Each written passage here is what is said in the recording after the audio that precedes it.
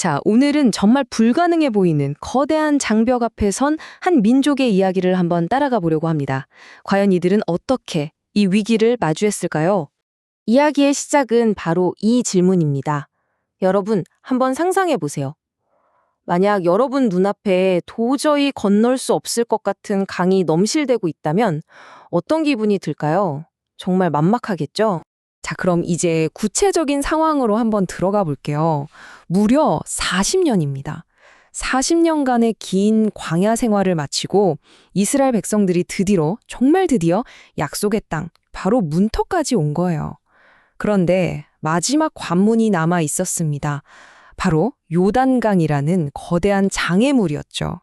근데 이게 그냥 평범한 강이 아니었다는 게 문제예요.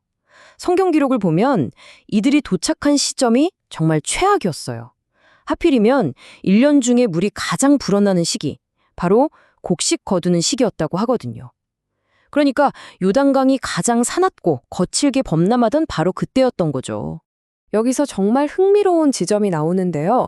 바로 이 성경의 기록이 과학적으로 또 지리적으로도 설명이 된다는 거예요. 왜 하필 그 시기였을까?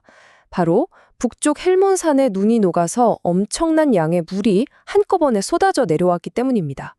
이게 좁은 골짜기를 지나면서 병목 현상이 생겨서 매년 이맘때면 어김없이 대홍수가 났다는 거죠.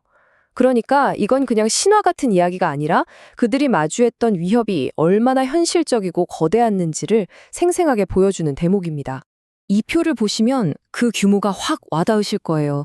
평소에는 폭이 한 3m 정도밖에 안 되는 그냥 좀 넓은 개울 수준이었어요. 그런데 홍수가 나면 특히 이 아담 지역 근처에서는 폭이 무려 1.2km까지 넓어지고 수심은 최대 90m에 달했다고 합니다. 이건 뭐 강이 아니라 거의 바다죠, 바다. 거대한 내해가 생겨버리는 거예요. 자, 이렇게 말도 안 되는 상황 앞에서 과연 어떤 계획이 주어졌을까요? 지금부터 살펴볼 신의 명령은요, 이걸 왜 믿음의 시험이라고 부르는지 바로 이해하게 되실 겁니다. 정말 상식을 뛰어넘는 계획이었거든요. 이 계획의 핵심을 이해하려면 먼저 언약궤가 뭔지 알아야 해요. 이건 그냥 나무 상자가 아니고요. 이스라엘 백성들에게는 하나님의 임재, 그분의 약속, 그 자체를 의미하는 가장 거룩하고 중요한 물건이었습니다. 말 그대로 하나님이 우리와 함께 하신다는 눈에 보이는 증거였던 거죠. 자, 그 명령이 뭐였냐면요. 첫째, 제사장들이 이 언약궤를 어깨에 메고, 둘째, 수백만 백성들 맨 앞에서 걸어가라는 겁니다. 그리고 셋째, 이게 정말 대단한데 저 미친 듯이 날뛰는 강물 속으로 그냥 발을 내디디라는 거예요. 와, 여러분 같으면 하실 수 있겠어요? 정말 상식 밖에 어떻게 보면 무모하기 짝이 없는 명령이었죠. 바로 이 지점이 이야기의 클라이맥스입니다. 자, 불가능해 보이는 현실과 그 현실에 맞서는 믿음이 정면으로 부딪히는 바로 그 순간. 과연 어떤 일이 벌어졌을까요? 한번 그 장면을 머릿속에 그려보세요. 언약궤를 맨 제사장들이 꿀꺽 침을 삼키면서 저 거센 물살을 향해 한 걸음, 한 걸음 다가갑니다. 모든 백성들이 숨죽여 지켜보고 있고요. 그리고 마침내 그들의 발이 차가운 강물에 닿는 바로 그 순간. 그 흉흉하던 강이 거짓말처럼 멈추어 섭니다. 성경 기록은 이 기적을 아주 놀라울 정도로 구체적으로 묘사하고 있어요. 그냥 물이 멈췄다가 아니에요. 위에서부터 흘러내리던 물이 그쳐서 아담 성읍 변두리에 일어나 한 곳에 쌓였다라고 정확한 지명까지 언급합니다. 마치 댐에 막힌 것처럼 물이 벽을 이루며 쌓였다는 거죠. 더 놀라운 건 이 아담이라는 성읍이 그냥 상상 속의 장소가 아니라는 겁니다. 오늘날 고고학자들은 이 위치를 여리고 북쪽으로 약 30km 떨어진 텔 다미에라는 곳으로 지목하고 있어요.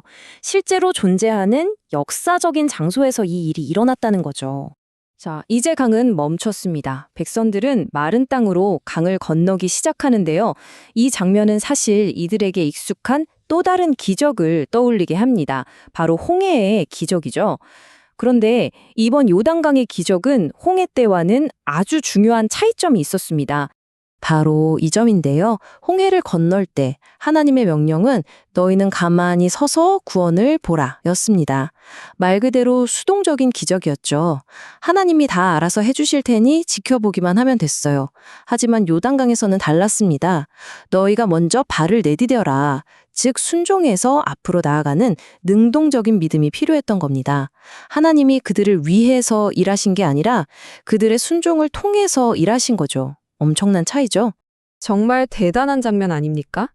제사장들은 강 한가운데 언약궤를 메고 굳건히 서 있습니다. 그리고 그 믿음의 기둥 사이로 이스라엘의 모든 백성들이 마른 땅을 밟으며 안전하게 강을 건너는 겁니다. 리더의 순종이 온 공동체를 위한 길을 열어준 거죠. 그런데 이 이야기는 여기서 와, 잘 건넜다. 끝! 하고 끝나지 않아요. 어쩌면 더 중요한 부분이 남아 있습니다. 바로 이 엄청난 경험을 절대 잊지 않기 위한 아주 특별한 행동으로 이어지거든요. 하나님의 명령은 이거였습니다. 방금 전까지 강물이 흘렀던 그 마른 강바닥 한가운데에서 돌 12개를 가져오라는 겁니다. 왜 하필 12개였을까요? 바로 이스라엘의 12지파를 상징하는 숫자였죠. 이 기적은 어느 한 지파가 아니라 민족 전체가 함께 경험했다는 의미를 담고 있는 겁니다. 이 기념비의 목적이 정말 분명하게 나와 있어요. 나중에 너희 자녀들이 아빠, 엄마, 이 돌들은 뭐예요? 라고 물어보면 그때 이 놀라운 이야기를 들려주라는 겁니다. 이 돌들이 이스라엘 자손에게 영원한 기념, 영원한 교육 자료가 될 거라고 말이죠. 그냥 보고 기억하라는 게 아니라 질문을 통해 이야기가 계속 살아 숨쉬게 만든 장치였던 거예요. 결국 이 기념비는 그냥 과거를 추억하는 돌무더기가 아니었던 거죠. 미래를 위한 것이었습니다. 첫째, 이건 기적을 눈으로 볼 수 있는 확실한 표징이었고요. 둘째, 다음 세대에게 하나님의 능력이 얼마나 대단한지 가르치는 교과서였어요. 그래서 결국 이 이야기를 듣는 모든 후손들이 하나님을 경외하게 만드는 살아있는 신앙교육 시스템이었던 셈입니다. 자, 이 이야기는 수천 년이 지난 오늘 우리에게도 똑같은 질문을 던집니다. 우리는 다음 세대에게 어떤 돌을 남겨주고 있을까요? 우리는 그들에게 어떤 이야기를 또 왜 물려주고 있나요? 한 번쯤 깊이 생각해 볼 만한 질문인 것 같습니다.